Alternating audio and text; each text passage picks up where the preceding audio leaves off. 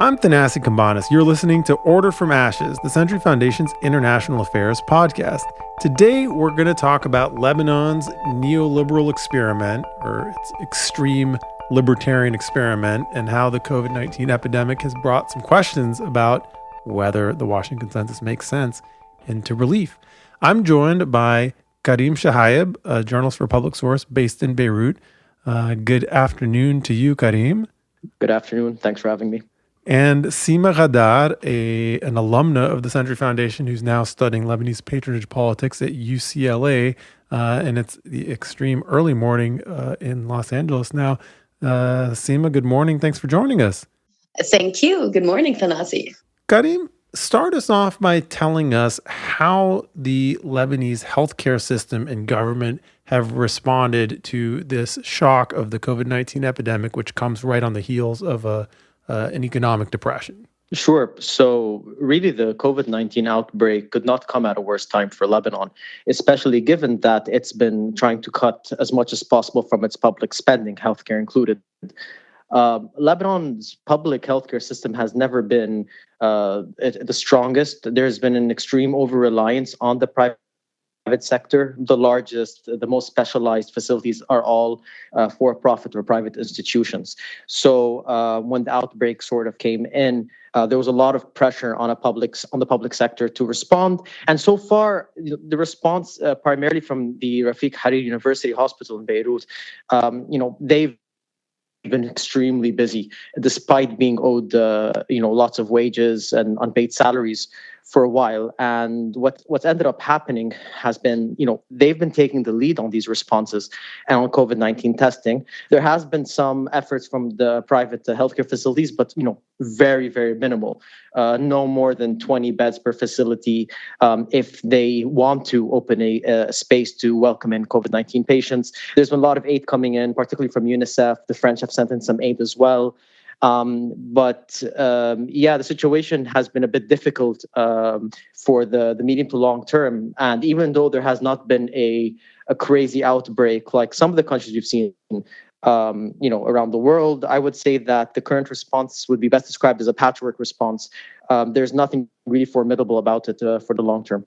Can you give us a sense of scale? I mean, the storyline seems to be that Lebanon has a healthcare system that is extremely privatized.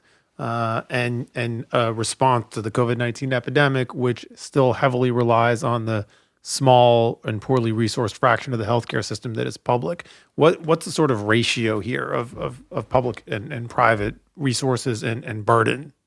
Right. So, the public hospital does provide, for example, testing, right? So the public hospital, Rafik Hariri University Hospital, does provide testing, but they're extremely limited in their resources. So in the beginning, it was mostly for people that had physical symptoms. In the beginning, you could get some tests done at private hospitals, but they were not for free either. There are some hospitals where people are temporarily staying there right now because there's about, I think, 150 beds at this point in Rafik Hariri University Hospital. But no, really, I would say that the vast majority of the burden has been left to the public sector, and particularly the Rafik Hariri University Hospital. And you can see even by the limited scale of testing that has taken place, Lebanon has been trying to push for about 1,500 tests a day, but it's been fluctuating around 1,000. The other day was just 500. Even though many medical experts, such as, including the head of the Rafik Hariri University Hospital, said that there actually needs to be more investment from the state to provide, 2,500 tests per day in Lebanon. So the interference from the private sector has been very minimal. Is the state able to coordinate what private hospitals do, or are private hospitals a power unto themselves? The problem is that there is a bit of a bad relationship right now between the state and the private hospitals. So the state, Lebanon is going through an economic depression, probably its worst since the Civil War, probably in its worst history, depending on who you talk to. But, there's already a really negative relationship between the government and the private hospitals. The state still owes quite a bit of money to private hospitals from the state insurance, which many people are relying on right now. And it's already very minimal, but the state owes money and dues to the private hospitals. And the main communication between the two is through the syndicate of private hospital owners.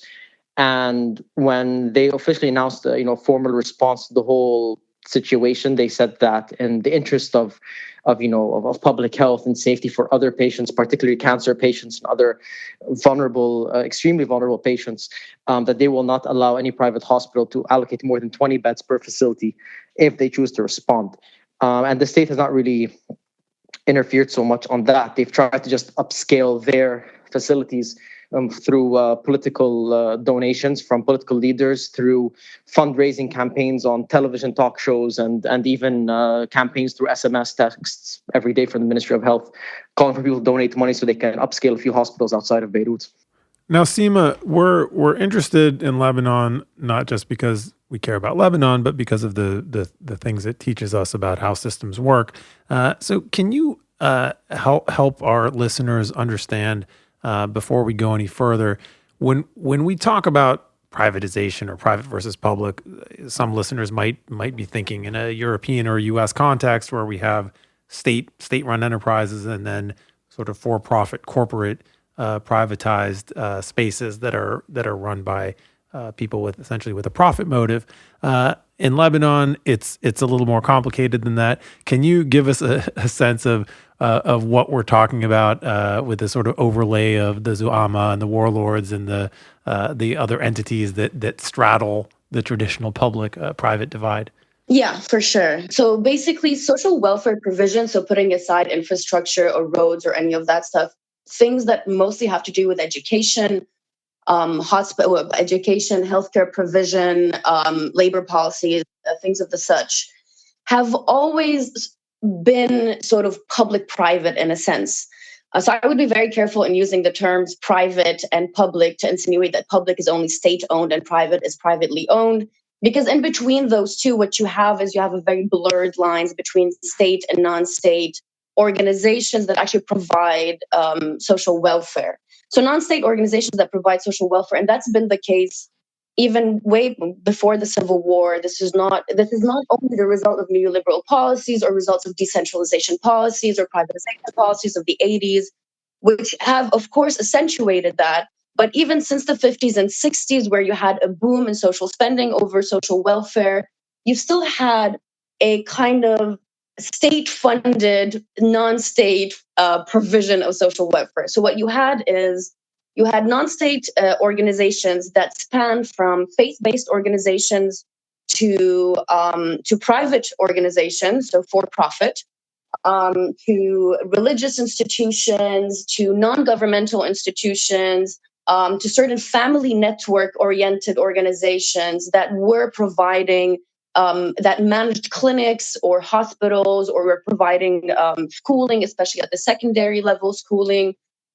So what it is that there's a whole history of what most people would call laissez-faire policies in Lebanon that have made the relationship, that have made the nature of social welfare to be necessarily always this blurred space between private and public. So in other words, these non-government entities, whether they're corporations or rich people or charities that are running, let's say, hospitals or clinics, are still drawing a lot of their support from state money, right? So, definitely. Most of them, a lot of what we would call like sectarian organizations or non-state sectarian provision organizations, they get massive amounts of subsidies, especially from the Ministry of Education, Ministry of Public Health, the Ministry of Public Health has one of the biggest sort of state budget, like sort of percentage of the state budget.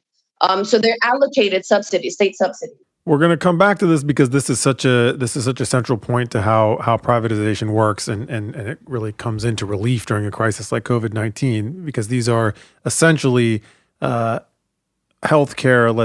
organizations that are dependent on government money, but they do not want to have the responsibilities that a real public hospital would have in a time of crisis. We're going to take a quick break, and we'll be right back to talk more about this. Today's world is changing faster than ever. Old rules don't apply, and the new rules haven't been written. At least not yet. I'm Rohan Advani, and I produce the Order from Ashes podcast at the Century Foundation, a leading progressive think tank that promotes peace, cooperation, and equality at home and abroad.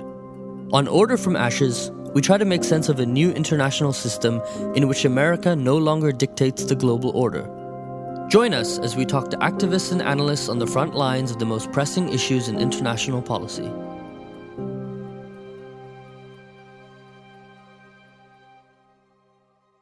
You're listening to Order from Ashes. I'm Thanassis Cambanis, and I'm joined by Kareem Chehayeb in Beirut and Sima Ghaddar in Los Angeles, and we're talking about what we can learn about privatization and neoliberal economic policies from Lebanon's struggles with COVID-19 and a Great Depression. Before the break, we were talking about the sort of typology of Lebanon's privatized and corrupt network of public-private healthcare organizations. And so I want to ask, starting with you, Kareem, how much of Lebanon's plight should we blame on international donor politics that have demanded austerity and privatization as the condition for Lebanon receiving international aid? I think international aid and the conditions that they set before, sending loans or any form of financial support to Lebanon, I think you can definitely blame that to a certain degree or another. Many of these projects or many of this financial aid is done sort of way to promote further privatization of services and the downsizing of the state without looking at misallocation of public funds. So they will say that Lebanon needs to open, the Lebanese state in particular needs to open up to the private sector, let the market play a bigger role in the economy, and to downsize the state of what they often call the bloated public sector. If you look at Lebanon's public sector budget, there is quite a bit of unnecessary spending here and there. It is quite bloated. However, it's not bloated in the sense that there is a full provision of social services such as healthcare, and it's just done in a very wasteful way, in a very inefficient or impractical way, and it could be done far better. If you look at, for example, the healthcare budget, the social spending component is far less than other things. So you see lots of spending in places like stationery or other administrative things. But in terms of the provision of services, it's very minimal. So in the case of healthcare, there was a 7% cut this year, and it went to things like the provision of medicines, the budget towards labs. These are important elements that should be public services. And the more that the international community applauds these kinds of developments without taking into consideration where these cuts are taking place, it could spell disaster for Lebanon's poor. And we're seeing this right now because Lebanon is desperate for aid to handle the pandemic. It's relying on political patronage and donations from former prime ministers, from big businessmen who, of course, they're all intertwined in politics one way or another, to set up a few hospitals, because the private hospitals are taking a step back and not interested in losing revenue that they would lose if they got in COVID-19 patients. And I think the international community really needs to look deeper into this. And of course, this is just one aspect of it. You have other things like some of the deteriorating projects that might create jobs for a few years, but will destroy the environment, will destroy some livelihoods of farmers and other sort of working class people. But for sure, you look at the conditions of these international aid programs, and you kind of wonder why they've left some very important components out of the mix in terms of the impact on society. Sima, how do the different communities fare in a crisis like this? Like, are Hezbollah's hospitals running excellently while the state-run hospitals are sort of limping along in mediocre shape? Are there visible differences in the kinds of services delivered by, say, Amal or even the Christian church-based hospitals versus the strictly public hospitals? I mean, in any system that relies on non-state social provision, you will have an uneven and sometimes inequitable provision of services, because what you're doing is that those services are necessarily allocated, they're necessarily local. So I think the answer to that is quite clear, because over the years, we've seen which of these organizations have a better infrastructure. That doesn't mean that the quality of care is always, let's say Hezbollah has an extensive infrastructure, especially in the public health sector, more so than in any other sector. So I would imagine that, of course, I mean, we've seen one of the I would say sort of opportunities for research out of this. I don't want to make an opportunity out of a crisis, but is what you see all of these different sectarian parties just sort of roll out what they've got. And you see instantly that Hezbollah all of a sudden just sort of sets up its entire field hospitals. I mean, just sort of, it's an entire operation, basically. So you can imagine that not only was it relying on the existing infrastructure, but it could actually build a whole new infrastructure. Of course, that is so that it could prop up legitimacy that it's lost since October, and sort of trying to phrase this as sort of us facing the invisible enemy, to use some of the Trumpish terms that are around me recently. So in that sense, yeah, you do see an uneven response, precisely because of the nature of how this entire non-state social welfare system is set up. Now, are the rich who can access the top flight private facilities in central Beirut better off, or are the people who can access Hezbollah's hospitals the ones who are getting the best care in this pandemic? That's an interesting question, actually. I don't know, to be honest. I don't have a direct answer, but I've always been curious about, I mean, having, I've always looked at Lebanon's provision of education and healthcare as sort of the most extreme version of libertarian laissez-faire economics, where you can do whatever you want and sort of get whatever you can pay for. And if you accept that premise, I've always wondered, do you actually get a better outcome if you're rich in this situation, or is there a point of diminishing returns at which when you have something serious like a terminal illness or in this case like COVID-19, does it suddenly not matter whether you're in a nice glass tower in central Beirut, because what you really need is a supply chain and a deep bench of medical professionals and their support staff that can actually deliver quality care? Yeah. Let me actually, in that case, because my focus of research is on the education sector, so let me try to sort of draw a parallel here, although I don't like to do that much. But so if you're actually receiving education at the primary, secondary, or high school, or sort of upper secondary levels in Lebanon, you can actually get much better quality of education from some of the what used to be sort of these Christian confessional schools at the time, sort of Catholic schools or Maronite schools. So you'd actually get a very high level of education out of that. But once you start moving into higher education, private institutions definitely hands down would win out, even over sectarian sort of over education institutions that are managed by political parties. And better than public education institutions as well.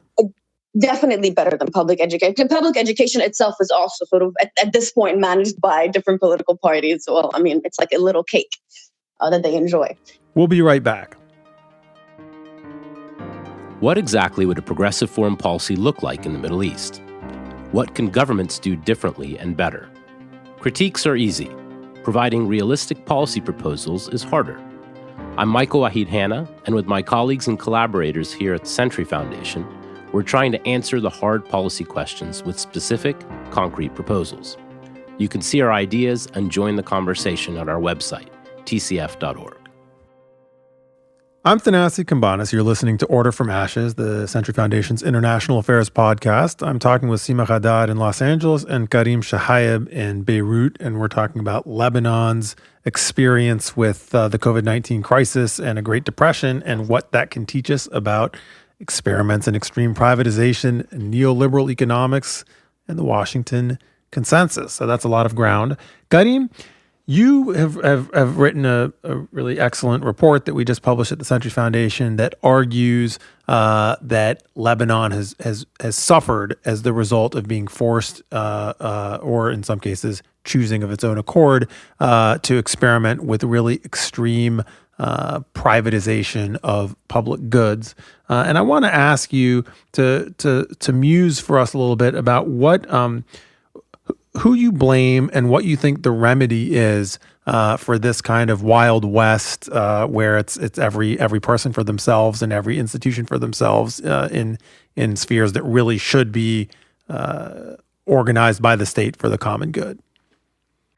I think you look at the source of this kind of problem, and I think it goes back to Lebanon's inception. Its inception was based on sort of a gentleman's agreement, right, of different confessional backgrounds, and they all had different strong political and economic stakes, if you want to just water it down a little bit. And ever since, Lebanon has been a center for banking at one point, not anymore. Obviously, banking secrecy laws still there. And the idea is that it was never a country that sort of went the traditional way of breaking to neoliberal kind of politics by having, let's say, a strong welfare state and suddenly, breaking it apart. As Sima said, strong political patronage networks, which include the provision of social services, have run amok for decades upon decades. It's part of the Lebanese economic chain, or the Lebanese market, for lack of a better term.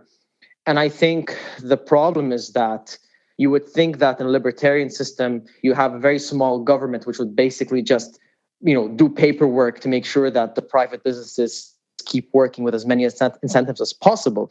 But what we've seen is that public institutions, depending on which political party has them, has also been used sort of as a business venture of their own. At the same time, so what I think really the big issue is kind of looking at what Lebanon was sort of designed to be as a state. And it always had this idea of being very friendly to the banks, very friendly to private enterprise from the start. And I think it also goes to, so I think more social affairs or social politics where people sort of don't necessarily have the strong relationship with the state as taxpayers or as citizens. It's more about local communal elements. So it could be to certain large families and clans. It could be to particular warlords or business magnates. And of course, they come in different shapes and forms, from something as Hezbollah's welfare service, something a bit more, ad hoc, sort of like the Walid Jumblat, the Druze leaders, social services as well. The fact that I think that we've maintained these kinds of power structures outside of government in Lebanon, and I think the big issue is their legitimization from the international community, because they've really maintained a strong foothold in the country. It's really of the roots of how Lebanon functions, more so than just about a few bad apples in power or a few bad laws. And this is what makes Lebanon, I think, a worrying case going forward. I mean, there are obvious distinctions that make Lebanon different from almost any other place that has experimented with neoliberal economics. But I think we can sometimes overstate the differences and miss the opportunity to learn some lessons that apply elsewhere.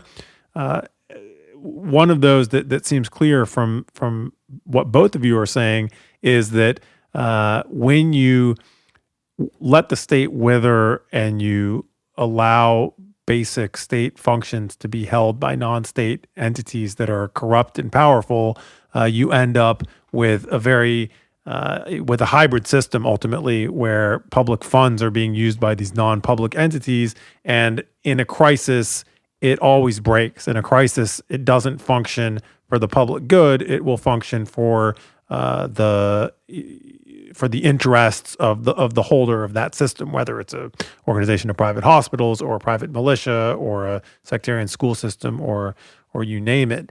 So I don't think anyone's trying to reduce the equation to something simply about the Washington Consensus, or to say that what happened in Lebanon is the result purely of decisions made by the IMF.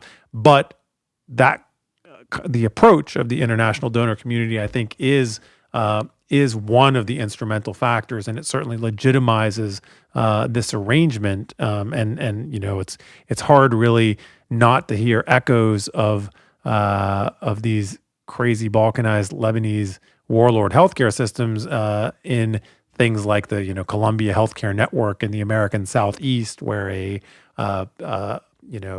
wealthy hospital executive who then becomes a member, a senator, and sets healthcare policy that's not in the interest of American citizens. It's hard not to see those kinds of echoes, again, without setting up any kind of simplistic equivalency. Sima, when you look at this stew of dysfunction, what what sort of points does it make you want to make about neoliberal economic policies or austerity aid? Just to add also to your point and Kareem's point, I don't think it's healthy to think that there is something inherently dysfunctional about Lebanon just because, let's say, the founding of the country was done in such and such way. But rather, it is sort of the gentleman's agreement, what we call sort of the national pact. And today, like, you call Lebanon a power sharing system, or like in a more complicated language and jargon, you would call it a consociational system, which is based on sort of like quota-based governance. But that in itself, it's not the problem. There's many countries that actually have these kinds of systems, and they function pretty well. I mean, Switzerland is an example. You had Netherlands previously, Belgium also previously. But the issue in Lebanon is that what happens is that the relationship, the way that you do policy becomes always about settlements among these different sort of ruling political elites that themselves have interests in these non-state service provision organizations. So basically, they're just doing policy for their own private interests. That's just to point that out. But in terms of the neoliberal policies, and that also goes to both of your points, not only is it a misallocation of public funds, which is based on sort of this, let's cut the cake the way that we depend, like everybody gets their own piece, sort of this institutionalized habit of just like making deals, making like closed door bargaining, which is basically sort of a trend at this point in Lebanon. Is when we talk about weak state capacity, any neoliberal reforms, whether they're here, there's multiple countries in Latin America, and you have Ghana, you have Tanzania, you have Brazil, you have all these countries that already have neoliberal policies. They have huge sectors of non-state social provision organizations of different kinds, of course, very different than those in Lebanon. But those that have been successful is once neoliberal reforms throw around catchwords like privatization or decentralization, you need to be very careful to understand what is the relationship between these non-state welfare provision organizations, where they NGOs, international organizations, sectarian organizations, or faith-based or family-based organizations. Across that entire spectrum, they need to understand what is the relationship of state institutions, not only in terms of social spending or expenditure, but their relationship, their regulatory and their administrative relationship to all of these different provision organizations. Because what we've seen is that once you have a stronger state capacity, and by that, that's the administrative capacity of the state to regulate, at least, or to monitor and to implement accountability measures onto these non-state social welfare organizations, that would make it more even or more equitable, or a little bit sort of more in terms of who they provide these services to. Of course, they're never going to be universal, because this is not an entirely public-based sort of, it's not a social democratic universal welfare state, and that's never going to be the case. And we need to understand that there's a history of the state to take into account here. But once they put those in, like decentralization in Lebanon, we see that decentralization is about little sort of pockets of party enclaves managing their own region. Now, that is a very huge issue, because if you want to manage decentralization, although that could be like, I could provide more quality care because it's more localized, and I could make it even more accountable because it's more localized. But then the local becomes something that perpetuates the political deal making and bargaining, precisely because of what the decentralized aspect of the system is. So I think all of these should be taken. Like I know there's a lot of crisscrossing here, but I think you get the point. And what's, one of the things that's damning about this is from an individual human perspective. If you're, God forbid, sick today in Lebanon, you still want the best possible healthcare. So even if you disagree with the approach, you will go to the private hospital or the sectarian clinic, the best one you can access and afford, even if that in the long run is further vitiating the system's ability to serve the greatest number of people well. And usually you don't have an alternative. Like, it's either this network of mediating agents that you have that are available to you, or it's nothing. So it's not like you can go for better quality care. Kareem, you have any last words? Yeah, I mean, I would definitely agree with the crucial component of what Sima was talking about when it comes to privatization, is that let's assume that there would be further privatizations taking place. It's also the accountability and legal oversight of the Lebanese state in terms of making sure to what extent these practices aren't damaging and these practices are truly beneficial for the economy. And as we've seen with many particular development projects related to the environment, they have not really done their job and that kind of regard. And ironically, this also goes into the judiciary in Lebanon, which is not necessarily independent from the state. On the contrary, it's also part of the power sharing system. Would it make a difference if donors demanded that kind of oversight or accountability, even on a pro forma level, as part of giving loans? What's interesting is that I think we will find out very soon, because a lot of what the IMF recommended, as per what they said in a report that came out in October, I think the first day of the uprising, just hours before they had an audit. But anyway, they did recommend passing anti-corruption laws and oversight laws and anti-corruption mechanisms and so on. And today we saw the government vote off the vast majority of them. So vote against the majority of them. So we'll see how that impacts anything. And this would be a test to see whether this aspect of the Washington Consensus recommendations are taken as seriously as the ones of privatizing everything and cutting state spending for even social services. In a hobbled state like Lebanon, just like in a very wealthy and capable state like the United States, in moments of crisis, people still turn to the government and expect the government to deliver the coordination and the resources and the decision-making and often the care that's a matter of life and death. And sadly, as we've learned in both those cases, the government can absolutely fail to deliver on those grounds and not really pay major consequences. It turns out that governments can make bad decisions and people can avoidably die. And as long as the government has protected its own viability as to stay in power, it doesn't actually have to serve its population well. So that's a cautionary tale from Lebanon. If you want to change or improve a system like that, you can't depend on its own system failure to be the incentive for it to repair itself. And on that note, I think we will end today's podcast. Thank you both for coming on Order from Ashes. We've been talking to Kareem Chehayeb and Sima Ghaddar. Thank you both for being with us. Thank you for having me. Thank you, Thanassis.